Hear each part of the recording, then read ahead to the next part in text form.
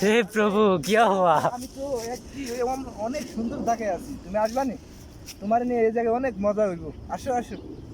হ্যাঁ, আসলে দুজনে যদি পাশে আলিফের বসি, বাবু, আলিফ তোমাকে ডাকছে, জানো? তুমি এই জায়গায় আইছো। অনেক সুন্দর লাগতো। তুমি তো এখন কি সময় নাই তোমার? আহ এত সুন্দর জায়গা তো আর পাইবো না। আসো আসো, দুজনে মজা করি, আসো। আসতেছি। बढ़िया वीडियो है